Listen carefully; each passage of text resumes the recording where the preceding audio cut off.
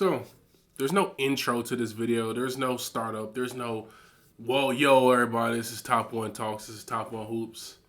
This is serious business. This is serious business. As you all know, if you don't know, I go on TikTok lives. I post on TikTok. And everybody knows I'm a Ja Morant fan. I'm a Ja Morant and Anthony Edwards fan. Right? Those are my two favorite players. In the serious business today, and I kind of said it before if you haven't seen my last video, you don't really remember because I don't post that often. I usually post when I feel like it because it's hard to keep up with a ton of things at the same time. You see my shirt? I go to college as well. It's kind of hard to keep up with a lot of stuff at the same time. But I'm going to start posting consistently. I say that every time, but I'm going to do it. I'm going to do it eventually. But I said that it might be Ja Morant's last time in his last tenure in Memphis. Reports came out a few days ago. I was just watching some film. I was watching some film, and it sucks because I've come to realization that Ja Morant I don't want to say he's regressing. He just isn't getting any better, right? And I think it's the injuries. He's been injured, and he hasn't really had time to work on his game in the summer. He's been rehabbing. He hasn't really had time to work on his game in throughout gameplay because he hasn't even played over 60, 70 games in the past 3 to 4 seasons. Right? And like Ja Morant, he just hasn't gotten any better. He hasn't gotten a jump shot. He's getting older, so he doesn't want to put his body in danger, so he's not playing above the rim all the time where he's just in the air in spectacular plays, finishing above the rim. He's not doing that anymore. So he's still a really good playmaker, but now he doesn't have the right, the roster that he did a couple years ago to really maximize his playmaking because he's a lack of spacing. So now it's a combination of lack of spacing, injuries around the roster, so he doesn't really have any players to help him out, and then he's just not getting any better. And when you're I like to say this all the time, when you're in the NBA for a long time, and I use Luka Doncic for an example. When you're in the NBA for a long time, if you're not adding anything to your game, the league will figure you out. It's that simple. The NBA will figure you out. Like, for example, Luka Doncic, he hasn't really added anything to his game from the first 3 years of his career. He's a heavy pick and roll player, pick and roll heavy player. That's just what he is. Right? And when they see that for so long, they eventually figure that out. And teams start to scheme and teams start to take that away from you. So you have to continue to counter that and add stuff to your game. And Luka's hasn't really done that. That's why he's having a rough year this year. I mean, he's still one of the best players in the world. He's better than Ja. He was better than Ja a long time ago. But Ja hasn't really added anything to his game. So, just hasn't gotten any better. Now he's been battling coach to coach to coach throughout his career. Right? They brought in Taylor Jenkins. Taylor Jenkins is gone. A lot of people think it's because of Ja Morant. It kind of is because of Ja Morant, because of the offense. They didn't like they didn't like the new system that was brought in by Taylor Jenkins and his assistant coaching staff that came over from overseas that took away pick and roll, which took away Ja Morant's strength, heavy pick and roll. And so he got Taylor Jenkins fired. The assistant coaching staff went to Miami. But guess what? Ja Morant wants to play in Miami. And if you don't know me, I'm not a big fan of the Miami Heat. Just not. And if Ja Morant goes to Miami, I'm going to have to be a fan of the Miami Heat. And apparently, the Miami Heat have mutual interest with Ja Morant as well. Which makes zero sense because the coaching staff and some of the assistant coaches that were on the Grizzlies basketball team got moved to Miami, and now Eric Spoelstra is running the same type of offense, right? Which was successful in the beginning of the year, why I think that it wasn't Taylor Jenkins' fault that that he got fired. He just needed to adjust more because that I don't think that offense is sustainable.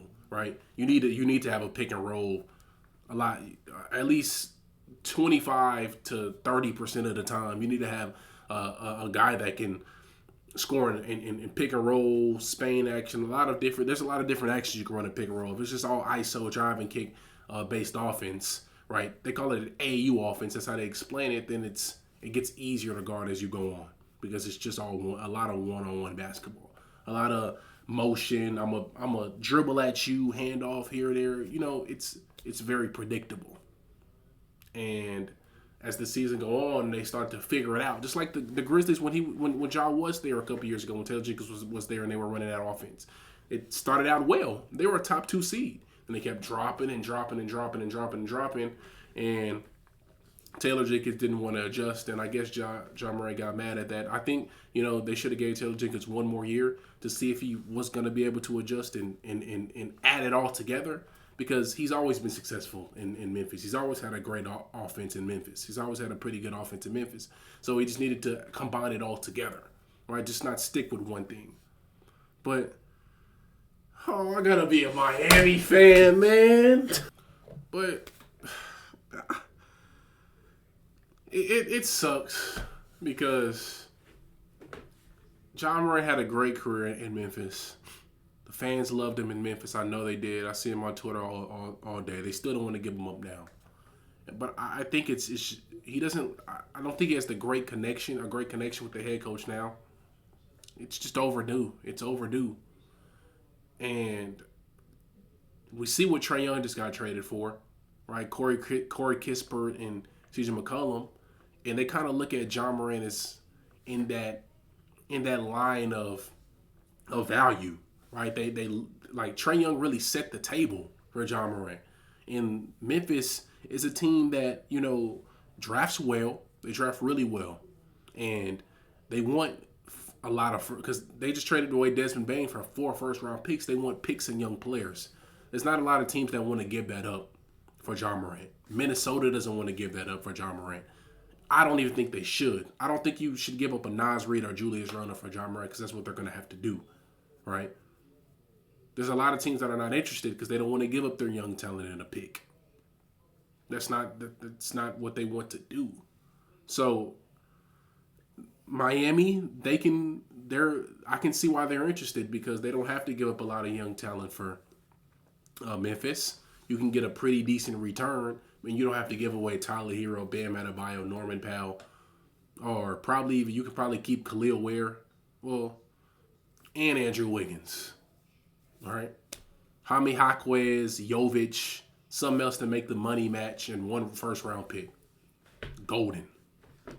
Sacramento has a lot of young guys that they don't really know what they have yet, and the roster doesn't make any sense, so they could be sellers for a guy like John Morant, right? Sacramento just needs something.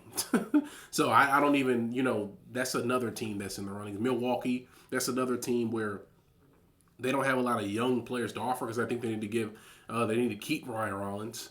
They don't have a lot of picks to offer as well, but they just need something. So that's why their name is in that bidding. But it's a stamp on John Morant's career in Memphis, a nail in a coffin. And he's been great there. He's had highs, he's had lows. He's been in trouble. He's been suspended. He's took that team to, two second season of West 2 years in a row. Averaged 38 points per game in the playoff series before he went down. Beat Minnesota in the first round.